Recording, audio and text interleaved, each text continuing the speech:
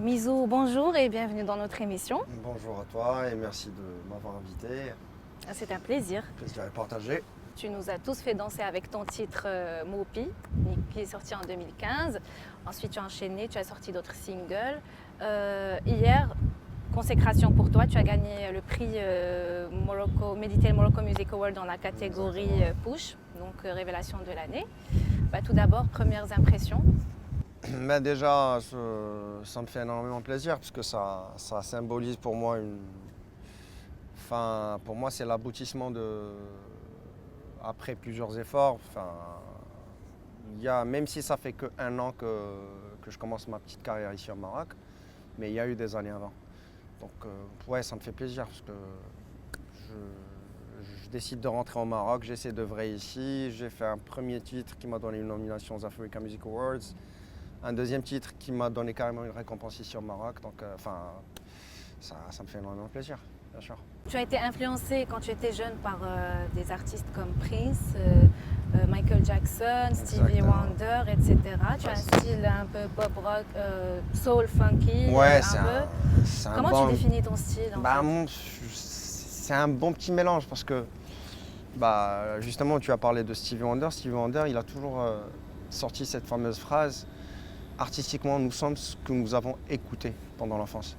Donc au niveau de mes titres, très souvent les influences d'Ali, que ce soit du Prince, Michael Jackson, Stevie Wonder, même des trucs un peu bluesy récents comme Mark Broussard ou Justin Ozuka ou Matt Corby. Il y a vraiment, c'est un mélange, il y a plusieurs influences, mais j'essaie de réunir tout ça, un truc marocain international, on va dire. Très bien. Et en fait, les Marocains te connaissaient déjà un peu, mais tu as vraiment une très grande médiatisation au niveau de la scène marocaine à partir de ton passage sur Hit Radio avec Momo. Donc ouais. Ça a fait un buzz énorme. Et on va revenir sur l'événement. Donc Momo t'invite à la radio et donc il t'a accueilli. Est-ce que l'émission a été diffusée en live ou là non, ça a été enregistré?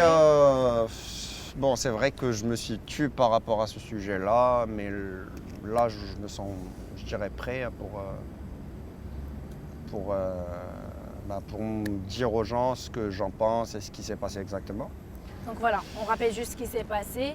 Momo qui dévoile des messages privés. Exactement. Donc, et puis directement aux auditeurs. Exactement. Qu'est-ce que tu en penses maintenant? Moi, ce que j'en pense, et puis peut-être je vais en profiter pour expliquer des choses, c'est que déjà à la base, l'émission, je ne devais même pas y aller. C'est effectivement ce qu'il avait lu, ce qu'il avait dit, c'est ce qui s'est passé exactement. C'est-à-dire que j'ai essayé d'aborder le gars en tant que piste de promotion, comme je fais avec plusieurs personnes. Et effectivement, il a dit ce qu'il avait dit, je n'avais pas compris sa réaction, puisque je trouvais qu'il mélangeait entre le côté professionnel et le côté privé. Et je suis quand même un artiste. Je dois avoir un certain respect, même si je commence, je dois avoir un certain respect parce que grâce aux artistes, les radios, elles avancent. Et je me suis dit non, si je ne suis pas bien accueilli, je ne vais pas y aller. Mais pourtant, pendant une semaine, son assistant, il a insisté pour que je vienne.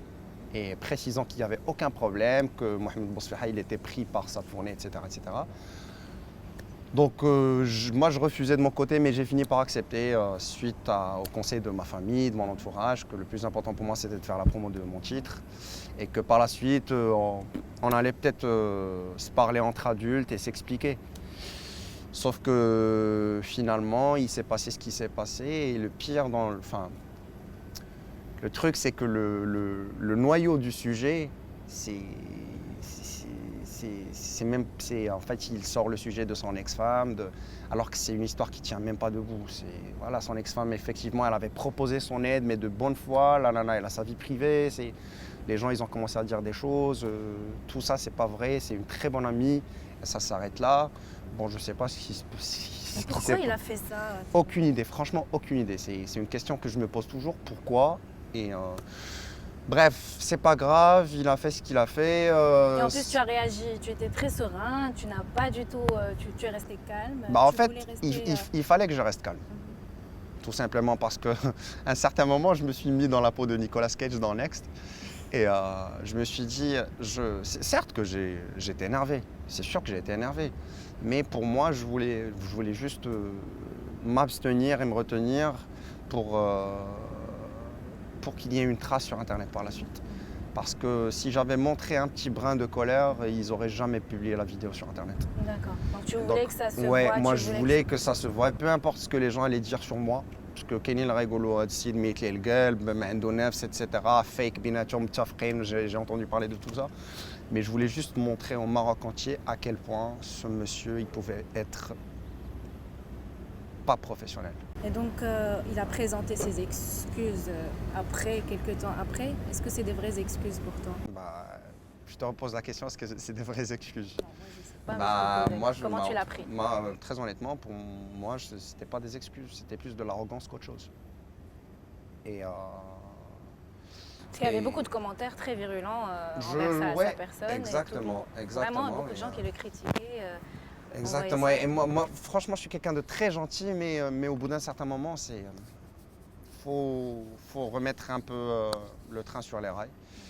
Les excuses pour moi, elles étaient arrogantes. J'avais pris une décision d'arrêter de diffuser tous mes titres, tous mes contenus auprès de Hit Radio. Parce que je pars du principe que Mohamed Bousfiha, il gère une émission au sein de la radio, donc la radio, elle est éventuellement responsable de l'émission. Donc je m'attendais vraiment à des excuses parce que bzaf ديال les artistes, bzaf ديال الناس, que ce soit ma famille, mes proches, كلهم قالوا لي non, il faut pas que tu t'emballes, faut que tu restes calme avec Hit Radio. Et pourtant Hit Radio, c'est des gens que j'aime bien. Que ce soit le directeur de la prog, les gars de la vidéo et tout, c'est des amis, c'est des frères, c'est la famille. Mais est-ce que tu as eu un mot de la direction de Hit Radio?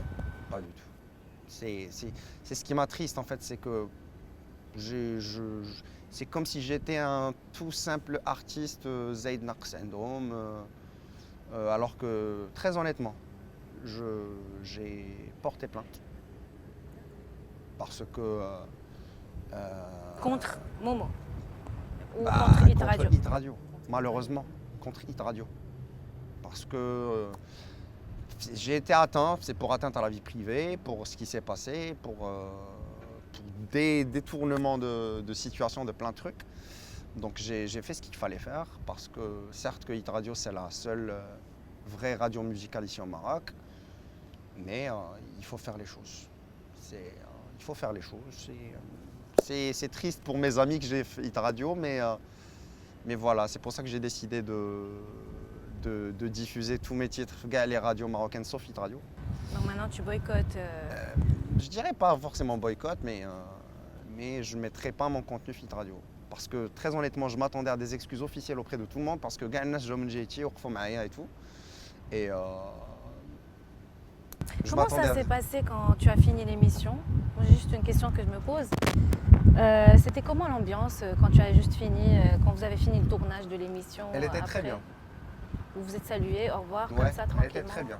Vous n'êtes pas parlé Non, juste après? j'ai pas cherché. J'ai pas cherché à parler de ça. Et je voulais juste que la vidéo soit mise en ligne.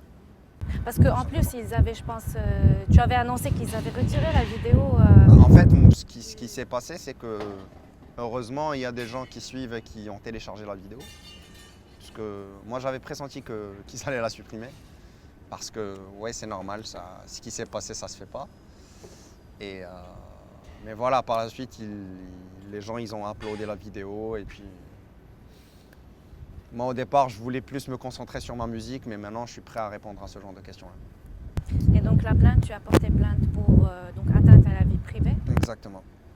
Où est-ce que ça en est maintenant?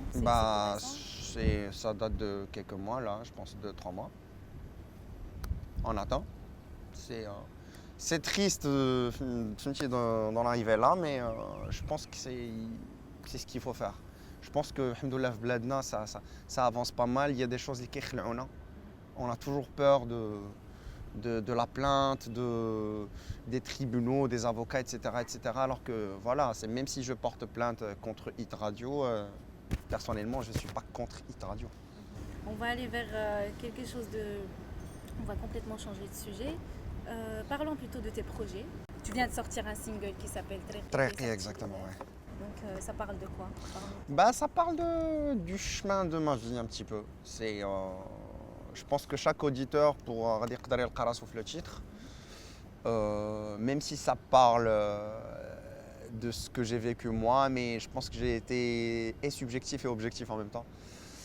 Et j'ai essayé de choisir des sonorités très, très catchy, très intéressantes. J'ai fait un petit coucou à la musique marocaine en intégrant un peu la touche Hassani et Gnaouia, parce que c'est un truc que j'aime énormément. Et donc voilà, il vient tout juste de sortir. Et puis si vous nous regardez, partagez à fond s'il vous plaît. Et sinon, je suis sur le projet soit un maxi, soit un album. Enfin, j'ai déjà commencé l'écriture, la compo et puis quelques séances d'enregistrement. Si tout se passe bien, Inch'Allah, ça sera pour 2017. Donc là, pour l'instant, j'y vais tout doucement et puis on verra bien. Qu'est-ce que tu as des projets de cinéma, par exemple? Certes, le cinéma, parce que c'est vrai qu'il y a pas mal de personnes qui me sortent ce point-là. Tu as déjà fait des propositions? Oui, j'ai déjà tourné dans un court-métrage quand j'étais en France.